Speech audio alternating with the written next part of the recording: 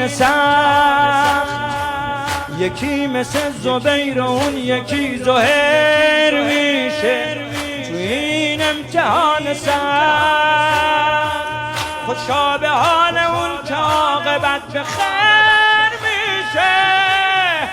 ای جوون نترسی اگر زخم ما نمک میخوره، چون که با همین فتنه ها دین ما محک میخوره.